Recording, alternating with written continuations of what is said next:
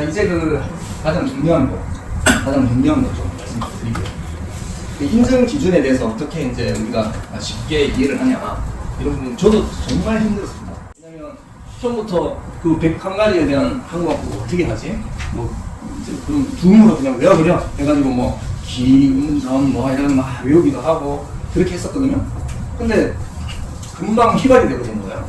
이해가 안 돼. 근데 하다 보면 세부 항목들만 내가 보고 있고, 그러다 보니까 실제로 그 항목이 어느 위치에 있는지, 또 어떤 기준 안에 들어가 있는지, 이 결함이 어떤 항목에 있는 결함인지를 모르게 되는 거예요. 그래서 막 생각을 제가 많이 해봤죠. 그러다가 아이디어가 딱 떠오르는 거예요. 그래서 한번 보여드릴 텐데, 이걸 특허 한번 낼까 해가지고 특허 사무처에 얘기하니까 이런 것까지는 안 된다고 하더라고요. 그렇구나, 그럼 이거 나눠줘야 되겠다, 이런 생각을 하게 됐었는데, 자, 먼저 이제 이렇게 봐야 되겠죠. 세 가지 부분이 있죠. 세 가지. 우리가 관리 체계에 대한 부분, 그리고 보호 대책에 대한 요구사항, 그리고 개인정보에 대한 요구사항. 이렇게 이제 세 가지 큰 분류가 있는데, 관리 체계라고 하는 어떤 내용이 그 ISO 27001에 대한 관리 체계에 대한 부분을 제가 다 가져왔습니다. 그리고 요거는 PDCA라고 많이 들어보셨죠? 플랜 투 체크 팩트라고 하는, 이게 이제 품질 경영에서 나온 거예요. 실제로 물건을 받으면 이거를 체킹하고 개선하고 계획 세우고 뭐 이런 돌아가는 사이클, 요거를 이제 여기에다가 계획을 시킨 겁니다. 관리 체계. 관리 체계라는 건 결국 멈춰 있으면 안 되죠. 계속 이제 계획도 하고, 뭐 위험에 대한 어떤 평가도 하고, 식별도 하고, 거기에서 나온 어떤 위험들을 보호 대책을 만들고, 그 만든 것을 다음에 잘 됐나 점검도 하고 개선도 하는, 이게 계속 돌아가야 되는 거예요. 그래서 이걸 사이클이라고 부르는 거예요. 사이클. 자, 그리고 2번을 띄워놓고 3번을 얘기할게요. 개인정보에 대한 처리도 라이프 사이클, 혹은 뭐 그런 식으로 많이 표현하죠. 개인정보의 생명 주기, 뭐 이렇게 많이 얘기하죠. 그래서 그러면 어떻게 되냐? 수거제법법 해가지고 수집, 이용 보유, 제공, 파기, 그리고 이제 정보보호의 권리부자. 그래서 수고, 제법법, 이렇게 이제 또 흘러가는 거예요. 개인정보도 수집을 했다가 그걸 이용하고, 보유를 하겠죠. 처음에 수집을 했으니까 보유를 할 것이고, 또 보유한 것을 이용을 할 것이고, 또 이용하는 상황에서 우리만 이용하는 게 아니라 제공도 있을 것이고, 자, 그 다음에 어떻게 돼요? 그걸 파기가 되어야 될 것이고, 자, 이게 사이클이 이루어지면서 그 안에 정보 주체에 대한, 우리에 대한 어떤 권리 부담에 대한 내용들이 있어요. 자, 요 사이클 같은 경우는 사실 개인정보법에 고스란히 들어가 있는 겁니다. 개인정보법 이제 제15조부터 해가지고 수집 이용조, 16조에 대한 제한에 대한, 17조는 제공에 대한 조. 이런 식으로 이제 쭉쭉쭉 나갑니다. 그게 이 라이프 사이클 안에 들어가 있습니다. 이미 그 라이센스를 지킨다고 하면 개인정보에 대한 어떤 이해도 이런 거 조금 있으실 거예요. 그래서 이것도 많이 외우면 되니까, 숙제할 게 많으니까 좀 편했을 거고, 이것도 어떻게 보면 관리 체계에 대한 부분이니까 정책이라든지 지침이라든지 위험 평가라든지 이런 것들을 좀 많이 들어보셨을 텐데, 요거 보호 대책이 가장 많죠. 이게 한 12개가 되고, 얘가 한 64개, 얘가 21개, 이런 항목들이 있는데 이것도 많습니다. 그래서 제가 이거를 3개로 나눴어요. 자, 어떻게 나누냐면, 첫 번째 보호 대책은 이미 세워졌던 관리 체계에 대해서 이거 어떻게 이제 유지할 건데, 지킬 건데 라고 하는 관점으로 만들어진 거 하나가 있고, 두 번째 보호 대책은 우리가 개발할 건데, 이거 회사가 움직이려면 개발을 해야 되잖아요. 개발하는 관점에서 가장 중요한 건 뭐냐? 큰 축이 인증에 대한, 그럼 당연히 이제 개발을 하려고 하면 이 서비스를 어떤 사람이 써야 돼? 라고 하는 인증에 대한 부분과 그 계정에 대해서 통제하고 권한에 대해서 관리하는 이 포인트가 있죠. 그럼 이거를 어떻게 관리하느냐? 암호화 알고리즘으로 관리한다. 이렇게 좀 생각하시면 돼요. 자, 그 다음에 이제 세 번째는 뭐냐면, 이렇게 만들어진 하나의 서비스를 우리가 어떻게 운영할 거야? 관리할 거야? 그리고 복구는 어떻게 할 거야? 사고 예방은 어떻게 할 거야? 요 관점으로 보는 거예요. 자, 그래서 만들어진 게 요겁니다. 자전거 이론이에요. 자전거 이론. 자, 봅시다. 큰 바퀴, 작은 바퀴가 있는데, 뒷바퀴죠.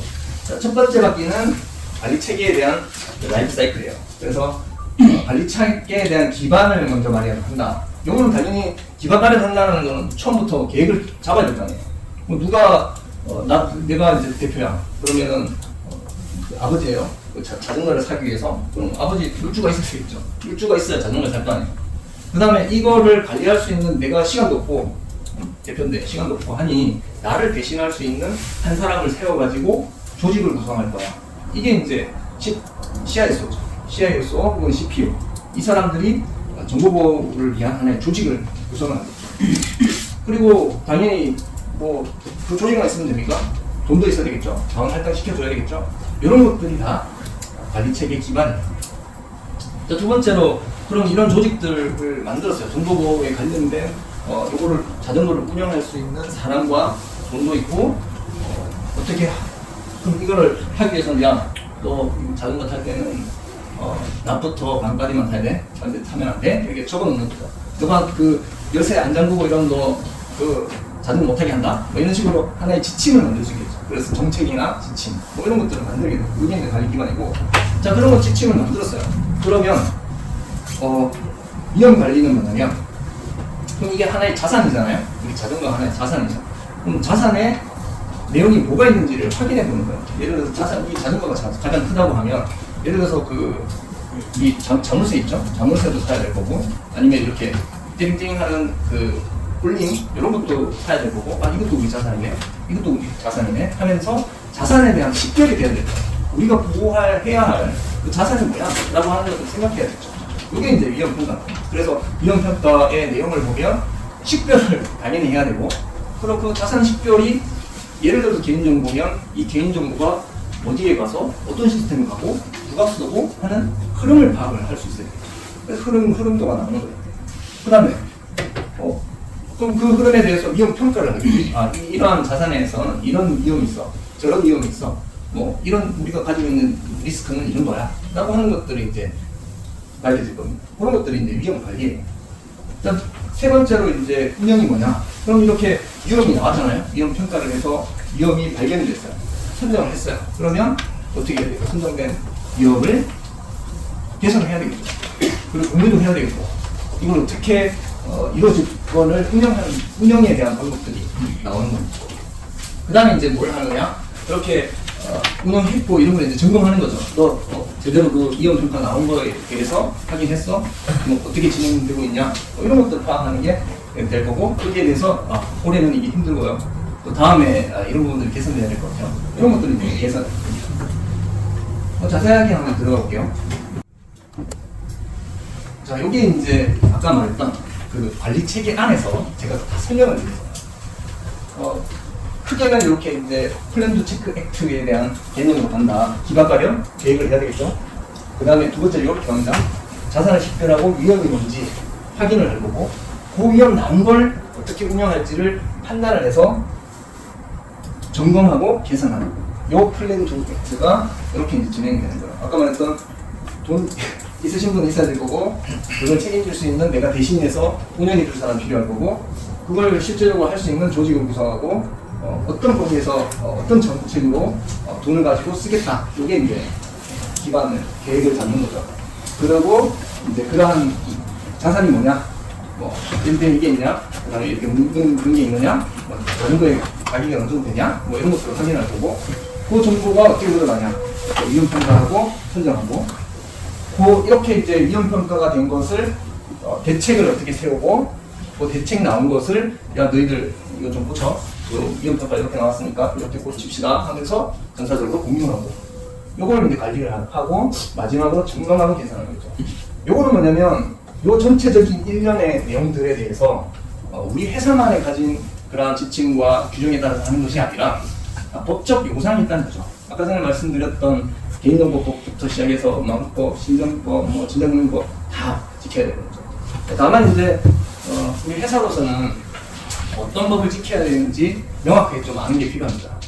최근에 제가 이제 하는 것을 보면 우리가 어떤 법을 지켜야 되는지 잘 모르시는 분들 있어요. 근데 실제로 좀 많이 어렵습니다. 왜냐면 우리 금융권은 아닌데 우리가 전자부금 지켜야 돼요? 이렇게 되는 부분도 있어요. 근데 전자거래가 이루어지는 것도 있고 혹은 전자거래는 없는데 신용정보를 이용하는 것도 있어요. 이런 신용정보법을 따르는 거죠. 이렇게 이제 좀 본인 회사에 어떤 법을 따라야 되는지에 대한 명확한 부분은 필요하다. 그 법에 따라서 준수하는 것을 검토해야 된다. 그래서 대부분 이제 회사가 관리 체계를 잘 하기 위해서는 그 법적 준거성에 대한 검토를 첫째로 합니다. 당연하죠. 왜냐면 법을 위반하면 당연히 과태료나 과징금이 나올 수 있기 때문에. 그리고 그걸 따라서 회사의 지침을 만들게 되죠. 그 지침에는 우리 회사가 따라야 되는 그런 내용이고, 지침과 가이드가 있죠. 그 지침 같은 경우는 좀 명령권이 있다 보시면 되고, 가이드는 명령권이 아니라 이걸 지키기 위한 어떤 매뉴얼, 이렇게 이제 생각을 하시면 돼요. 자, 일단 관리 체계도 끝났어요. 여러분은 그 항목에 대한 이해가 끝나신 거예요. 자, 아까 뭐라고 말씀드렸어요? 자, 관리 체계에 대한 전체 사이클이 있는 것이고, 계획하고, 플랜하고, 실행하고, 체크해서 실제로 점검 개선한다. 요 관점이라고 했잖아요. 그래서 경영자가 대신해주는 그 사람이 조직을 구성을 하고, 실제로 그 구성된 조직을 가지고 운영을 하면서 필요한 것들, 돈을 좀 마련하고, 그게 이제 요거였고, 요거는 뭐였어요? 위험에 대한 식별을 먼저 해가지고, 그 자산에 대한 것을 식별을 해서 위험 평가를 해가지고, 위험 평가에서 나온 것들을 선정하는 거. 이게 이제 위험 관리죠. 그 다음에 이제 그 나온 위험을 가지고 우리가 어떻게 개선을 할 것인지 검토를 하고, 개선에 대한 방향성, 공유를 각 임직원들한테 하고, 그거를 운영하는 계획. 이게 이제 운영이고, 나머지 법정 요구 사항과 점검하고, 이 전체적인 거를 점검하고 개선하는 거. 요겁니다. 이거 이제 다 외워졌죠. 자, 그 다음에 요건 좀 넘어갈게요. 개인정보. 개인정보는 사실, 이걸 이해하시려면, 사실 법을 이해하셔야 돼요. 아까 말씀드렸죠. 여기 이제 개인정보법에 나오는 그 조항들입니다. 보시면 쭉 이렇게 있죠. 가장 중요한 게 이거 하는 거죠. 개인정보의 수집 이용에 대한 거 해가지고 15조부터 이렇게 쭉 나오는 거잖아요. 이거는 어쩔 수 없어요. 왜? 계속 보고 암기하고 15조 뭐야? 수집 이용에 대한 내용 뭐야? 이러면 떠올라야 되겠죠. 예를 들어서 뭐 동의받아야 돼. 그리고 법률에 의해서 해야 돼. 그리고 뭐 계약이 있으면 진행할 수 있어. 이런 것들, 항목들을 배울 수 있어야 되겠죠. 그래서 저 같은 요 내용 자체를 이제 두음으로 좀 외우는 편이죠. 그래서 그런 것들도 나중에 제 그 교재에 보시면 그런 것들 좀 나와 있습니다. 그런 거 좀 알려드릴게요. 그게 이제 방법론에 대한 부분이죠. 자, 이런 식으로 이제 알아야 되고, 중요한 부분은 아니겠지만 개인정보도 이해를 하셔야 되고 그러신데, 요거만 한번 해보고 갈까요? 자, 개인정보 맞춰보세요. 뭐 이런 것들인데, 여기에서 개인정보 아닌 거는 뭘까요? 사망한 분 개인정보예요? 잘하죠. 이메일 주소 개인정보죠. 차량 번호, 뭐 가명정보는 개인정보입니까? 가명정보 아닌다는 분도 계시고 기다라는 분도 계신데, 이걸 기다죠. 휴대번호 개인정보입니까? 아니다. 될 수 있다. 이런 분도 계시고, 사망한 분의 자녀정보 개인정보. 혈액형은 민감정보인가? 아니다. 노동조합 가입 정보? 민감정보. 사진은 민감정보일까? 그래도 대부분 좀 알고 계세요. 좀 대부분 틀린가 보니까 요거하고 요거 좀 있는 것 같은데, 가명정보는 개인정보입니다. 개인정보의 정의, 아까 전에 이제 얘기한 게 3가지가 있어요. 그게 특정할 수 있느냐, 다른 거와 결합할 수 있느냐, 3번째로 가명정보. 이게 다 개인정보입니다. 그럼 개인정보 아닐 수도 있잖아요. 그건 익명정보. 그러니까 이 추가정보라고 하는 추가정보가 없으면 아예 모르겠죠. 그걸 이제 익명정보라고 하고, 익명정보는 개인정보가 아니기 때문에 개인정보법의 대상이 되지 않기 때문에 쓸 수 있죠. 그러나 가명정보는 쓸 수 없죠. 그래서 아까 전에 그 법 보시면 이번에 이제 가명정보에 대한 기술정보들이 많이 들어갔어요. 기록 보관해, 파기하고 나서 3년 보관해, 3년 보관해, 이런 식으로 이제 기록에 대한 내용들이 많이 들어갔습니다. 이런 것들을 좀 참고하시면 되고, 개인정보에 대한 이해, 요거는 이제 CPPG 좀 공부하시면 그래도 좀 감이 보실 것이고, 그 내용 가지고 계속 학습하시면 좀 알 수 있는 부분이다. 이렇게 말씀드리고 요건 넘어갈게요. 자, 이제 보호대책에 대한 부분인데, 요 부분이 뭐냐, 아까 설명드렸죠? 자, 자, 보호대책은 세 가지로 나눠지는데, 하나 보호대책은 안장 부분이 있어요, 안장. 우리가 이제 자전거 타면 이제 안장 부분이 있는데, 그 안장 부분은 몸 같아요. 사람이다, 사람. 그래서, 인적 보안과 외부자 보안이 있어요. 그럼 인적 보안과 외부자는 뭘 기반으로 하느냐? 물리 보안이죠. 우리 PC. 물론 이제 여기서는 서버를 얘기하겠지만, 어쨌든 우리가 도구로 일을 해야 되니까, 물리 보안 위에 사람들이 앉아있는 거예요. 그리고 이 사람들은 어디에 종속이 돼요? 앞에 만들었던 이 정책이나 조직이나 자산 관리를 위한 부분에 종속이 되어서 이루어지겠죠. 그래서 이게 1번입니다. 자, 2번. 2번 아까 그 얘기 드렸죠. 회사가 앞으로 나가려면 개발해야 되겠죠. 서비스 만들어야 돼요. 자, 만들기 위해서 뭐 시스템을 도입을 하고 개발을 하죠. 자, 요게 이제 체인이라 그러죠. 요거라고 생각하시면 되고, 자, 요 발받침 두 개 있죠. 크게 실어야 되는 이 두 정보보호에서 가장 중요한 거. 하나가 뭐라고 했어요? 인증. 그 다음에 그 인증받아서 들어오는 것에 대한 접근에 대한 통제. 요게 이제 두 가지 큰 축이라고 볼 수 있어요. 이런 것들을 안전하게 하기 위해서 뭐가 있다? 암호화 제공이 필요하다. 그럼 요거 다 알려줬죠. 요거 눌러줬고. 자, 요 부분 봅시다. 자, 그럼 이제 운영을 해야 될 거 아니에요. 요게 이제 그 자전거의 핸들 부분입니다. 핸들 부분. 두 가지 있죠. 서비스에 대한 운영과 서비스에 대한 보안. 그 운영은 그 핸들 부분이고, 자, 서비스를 보안 잘 관리하기 위해서 나쁘냐를 생각하시면 돼요. 그리고 그 알림 이거 같은 경우는 사고를 예방하고 대응하기 위한 부분이겠죠.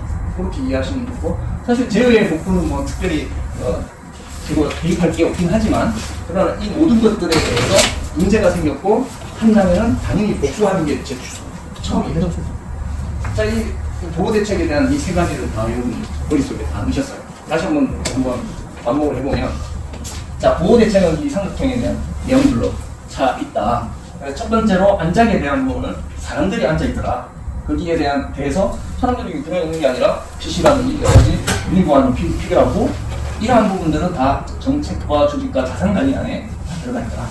그리고 이제 보호대책은 이 기아를 돌리기 위해서 개발도 하고 시스템을 도입을 할 텐데, 인증에 대한 부분, 접근에 대한 부분이 가장 보안에서 중요한 요소다.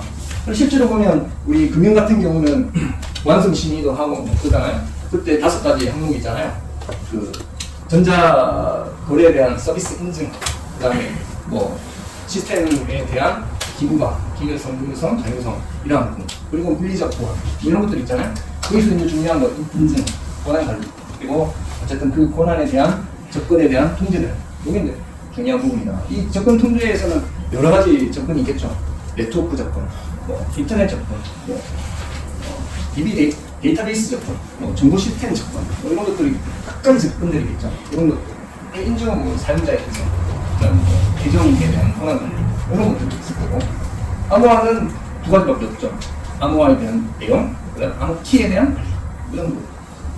자, 이제 요 위에서는 운영을 하기 위한 그 핸들이 있고, 바구니 안에 그 운영되는 정보 주체의 어떤 정보라든지 중요 정보에 대한 그 보안 어떻게 할 거냐, 그리고 사고를 예방하기 위해서 해야 되는 우리의 대응은 뭐냐, 이런 식으로 이제 이해를 하게 될 겁니다. 전체적인 이제 어떤 그림들은 좀 그려졌죠, 어느 정도. 자, 보호대책 한번 볼게요. 자, 앞서 얘기했던 요것도 한번 보겠네요. 자, 이게 이제 어떻게 보면 3번에 그 세 가지 나눈 게 여기 다 들어가 있어요. 자, 아까 말했던 정책과 조직 자산 안에 포함되겠죠. 당연히 이제 관리 체계 안에서 정책 수립했잖아요. 그 정책 수립에 대해서 어떻게 관리하겠다, 뭐 이런 내용들이 나올 것이고, 또 당연히 인프라가 있겠죠. 우리 안에 이걸 어떻게 관리하냐, 얘네들은 그 위에 사람들이 있겠죠. 우리 인력들, 외부 인력들. 그리고 이제 요 안에 가장 중요한 아까 전에 서비스 개발을 위해서 인증 권한과 접근 통제가 필요하고, 암호화가 필요하고, 이 외부 안에서 이렇게 단계가 이렇게 들어온다고 보시면 되죠. 그래서 개발 보안 안에는 운영과 보안이 필요해. 그리고 이걸 예방하기 위한 대응도 필요하고, 정말 재난에 대한 재해복구도 필요해. 이렇게 이제 그려지는 겁니다. 3번에 대한 항목이 이렇게 이제 그려지는 거고, 그거에 대한 이제 그 내용이 여기 이제 각각의 내용들로 채워지겠죠. 정책 조직 자산, 그 다음에 이 부분이 뭐라고요? 인적에 대한 부분.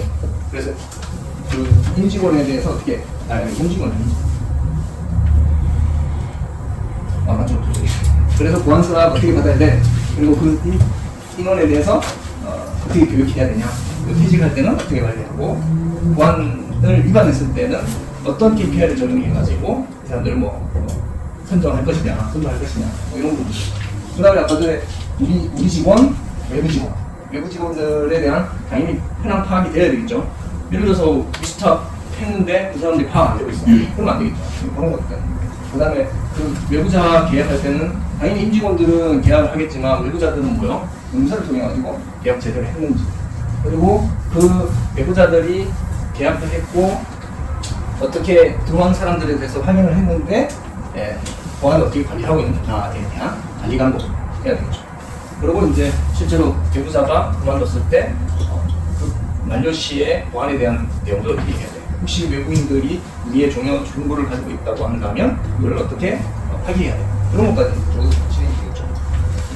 자, 그리고 이거는 이제 물리에 대한 부분입니다. 그래서 이 부분은 사실 출입 인증이라든지, 그다음에 서버에 대한 전사실은 보호구역으로 지정을 한다든지 그런 부분이 있죠. 자, 보호대책 볼까요? 보호대책은 아까 말했던 요 5번부터 6번, 7번, 8번까지죠. 그래서 인증, 아까 전에 사용자 인증 어떻게 해, 계정 어떻게 관리해, 이런 부분 중에 있는 겁니다. 인증을 하다 보니까 당연히 비밀번호 어떻게 관리해, 이런 것도 나오겠죠. 그리고 이거는 특별할 수는 있는데 특수 계정들, 어드민 계정들, DBA나 중요한 서버 관리자들, 이런 것들에 대한 내용들이 쭉 있는 겁니다. 그리고 아까 접근 중요하다고 했지, 인증과 접근. 그래서 어떻게 각각의 내용마다 어떻게 접근하고 통제하냐, 이런 내용이 있고, 암호키 관리, 암호정책, 알고리즘 어떻게 되냐, 이런 내용들이죠. 그리고 개발에 대해서는 당연히 개발을 하기 전에 보안에 대한 어떤 요구사항을遵守하면 당연히 그 개발을 할 때 이런 보안 요구사항에 따라서 개발을 할 거니까 그건 순서로 이렇게 되어 있는 겁니다. 그리고 개발할 때는 시험 데이터를 써, 그리고 소스 프로그램에 대해서 CQ 코드 오늘 많이 얘기했죠? 이런 것들. 그리고 다 개발했으면 그거를 그냥 개발계에서 운영계에 넣을 때 아무렇게나 하지 말고 그에 대한 관리가 필요해. 이런 문제. 자, 마지막으로는 보호대책. 자, 보호대책에서는 운영이라고 했죠. 이걸 어떻게 운전하고 활용하느냐, 이런 부분이었잖아요. 자, 그래서 서비스 운영이죠. 서비스 운영. 자, 서비스 운영을 하는 거에는 예를 들어서 이거죠. 실제로 서비스 운영하다 보니까 로고가 막 떨어져. 그 로고에 대해서 관리하고 점검하고 이런 부분들. 그리고 각 시스템마다 각각의 시간들이 다 맞는지, 이거는 사실 보안적인 측면에서 봤을 때 이거죠. 책임 추적성이라는 이런 것들이 위해서 여기 다 필요한 거죠. 자, 그리고 이제 자산을 어떻게 할 거냐. 그 다음에 이제 보안에 대한 부분은 여기 또 있죠. 다 보안 다 들어가죠. 그래서 업무 단말기, 전송 보안, TLS 웹 버전을 뭘 쓰는 건지 이런 것들. 그리고 이제 요거는 뭡니까? 자, 쭉 이어지는 거죠, 이렇게. 그리고 마지막으로 두 가지. 사고 예방에 대한 부분, 그 다음에 재난에 대한 부분. 이렇게 구성이 되어 있습니다. 자, 지금까지 이 100항을 다 본 거예요. 요거를 지금 잠깐 보셨지만 요거를 반복하다 보면 내 머릿속에 들어오는 겁니다. 요게 이제 중요한 두 번째였어요. 전략이 우리가 뭐냐? 라이선스 인증 심사원이 되기 위한 전략이 뭐냐? 법을 알아야 되고, 기준도 알아야 될 거고, 가이드를 알아야 돼요. 이게 이제, 그러고 이제 문제집 풀면서 내 시간을 활용해서 해야 돼. 그러면 인증 기준에 대한 이해는 뭐야? 아까 전에 그 각각의 심사 인증 기준에 대한 어떤 이해가 쫙 필요하다. 이러려면 제가 오늘 설명 잠깐 드렸지만 어느 정도 머리는 들어갔죠. 세 가지 큰 틀이고, 자전거를 이용하면 하나의 바퀴, 하나의 뒷바퀴, 그리고 삼각형에 대한 구조, 각각 1, 2, 3으로 나눠지고, 안장은 사람이 있고, 그걸 쓸 수 있는 기반인 분리가 있고, 정책에 대한 내용들이 있더라. 당연히 기업은 개발을 해야 되니까 개발하는 데서 중요한 두 가지 요소는 뭐더라? 인증과 뭐요? 접근. 그걸 어떤 알고리즘을 통해서 다 운영해야 돼요. 그리고 이걸 이제 운영하겠다. 그러기 위해서 서비스 운영과 서비스 보안이 있더라. 그걸 위해서 사고 예방 디렉팅 해야 되고, 전체적인 문제가 생겼을 때 바로 복구해야 되더라. 머리 다 들어왔죠, 지금. 자, 이거를 하나하나 생각해 나가면서 인증 기준에 대한 내용들을 확인할 필요가 있어요. 자, 마지막으로 그 방법을 어떻게 가지느냐. 사실 좀 초라하긴 한데 우리 그 여 대표님은 모든 걸 다 나눠주신다 뭐 이렇게 했는데 그렇긴 합니다. 그렇지만 이제 여러분들이 요거를 습득하기 위해서는 제가 만들어 놓은 각각의 내용들이 있어요. 그것들을 자주 보면서, 그러면 아까 말했잖아요, 전략 중에 그 짜투리 시간, 이걸 잘 활용해야 된다 했잖아요. 그러려면 어떻게 해야 되냐, 들고 사용해서 가야죠. 지하철에서 가야죠. 이게 이제 요 방법입니다. 제가 그 방법 잠깐 소개해 드릴게요. 자, 이거를 한번 볼게요. 그 방법 중에 하나가 요겁니다.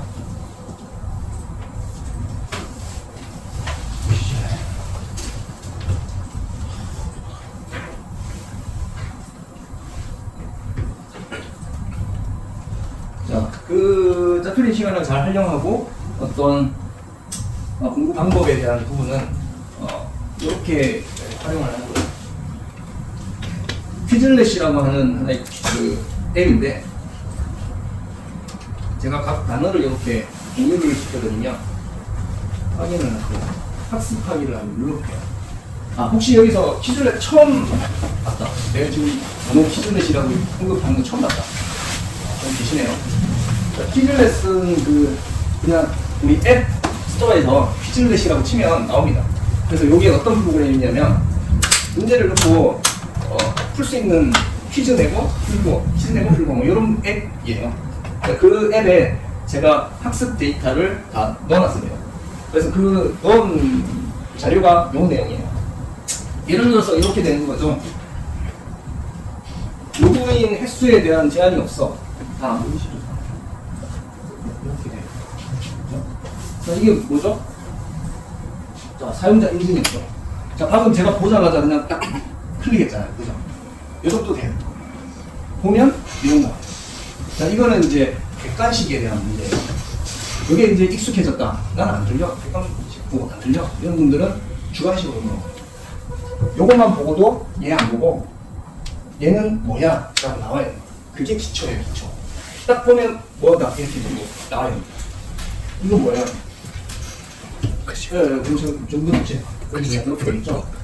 자, 이렇게 하고, 예를 들어서 뭐 이게 한 880 몇 개를 제가 넣어놨는데 틀린 거 있습니다. 예를 들어서 틀려볼게요. 자, 틀리면 이렇게 나오고, 계속하면 요 틀린 거를 다음에 또 반복해줘요. 안 틀리게 됩니다. 그리고 저 같은 경우는 어떻게 했냐면, 틀린 것들을 별표를 쳐놔요. 그러면 계속 헷갈리는 건 많거든요.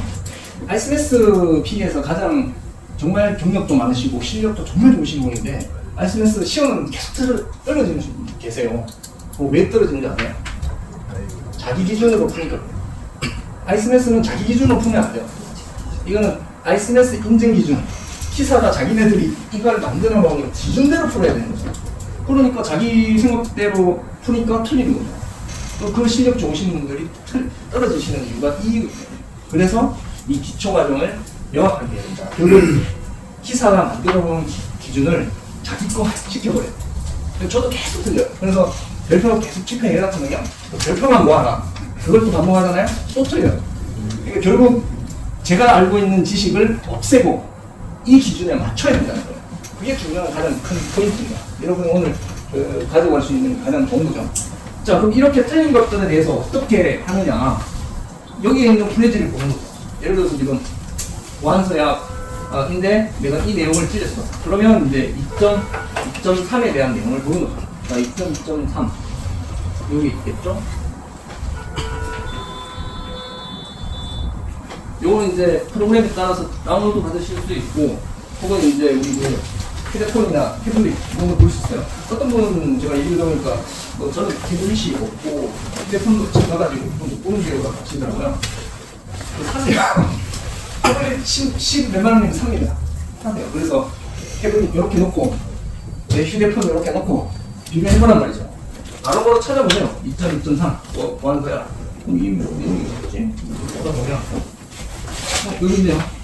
그죠? 임시 직원에 대한 비밀 책임 의무에 대한 따르 받고 있는 여기 있죠. 이렇게 찾아내는 거예요. 이렇게 찾아내면서 동시에 옆에 있는 것도 한번 읽어보는 거예요. 그리고 이 내용이 뭐가 있는지도 한번 확인해보고, 그리고 요거 보면서 이항 들어간 거 결함 사례에서도 확인해보고, 제가 추가적으로 단 그 결함 사례도 확인해보고, 이렇게 하는 거예요. 이렇게 계속 반복하는 거예요. 우리 그 인증 기준서를 여러분 1번부터 끝까지 보면 졸려요, 안 졸려요? 졸려요. 그거 어떻게 봐요? 그리고 가이드 못 봐요. 그 많은 100몇 가지 가이드 언제 보실까요? 하나하나 본다? 그런 분이 계시면 진짜 대단하신 분이에요. 그래서 이런 걸 통해 가지고 내가 이거는 내가 통제력하는데 왜 이러지? 내가 찾아보는 거야. 그러고 이 내용 보고 이하고 어떤 내용 가이드가 있지? 라고 찾아보고, 여기 보면 그 법률 있죠? 법률이 뭐였지? 찾아보고, 그럼 보안 서약에 대한 키워드들은 뭐지? 라고 생각해보고, 이걸 계속 반복하시는 거예요. 그래서 그렇게 하면서 인증 기준에 대한 걸 메꿔러 가는, 그게 가장 중요하다, 이렇게 말씀드릴 수가 있고, 제가 그 내용을 이런 식으로 정리를 해놓습니다. 그래서 내용 자체는 개인정보 관련해서도 아주 많아요. 한 가지 더 보여드리면, 아까 전에는 요거 설명해드리면서 이 각 항목에 대한 내용들은 설명 안 드렸잖아요. 여기 보면 이제 각각마다 법에 대한 비교표가 있습니다. 왜냐하면 이걸 이해를 하셔야 되겠죠. 개인정보 15조 내용 변경됐죠. 뭐가 변경됐느냐? 명백히 이 내용 없어졌죠. 요거 포인트 파악하셔야 되죠. 그리고 신설된 건 뭐야? 공정위 때문에 이렇게 파악하셔야 된다는 거죠. 요거를 계속 보고 있으면 이제 잠오죠. 그렇지만 아까처럼 그거 하나 보면서 요거 이제 한번 확인하고, 뭐 아까 어떤 15조에 대한 내용 나왔으면 그거 가끔 찾아보고, 이용내역 통지에 대한 내용 나왔으면 그 이용내역에 대한 통지법 내용을 한번 확인해보고, 요 과정을 계속 반복하셔서 해야 된다. 그래서 지금 이제 저희가 지금 2월달 다 하고 있잖아요. 2, 3, 4, 5, 6, 7, 7월달 시험이거든요. 지금 공부하셔도 저는 충분하다고 생각합니다. 제가 이거 같은 경우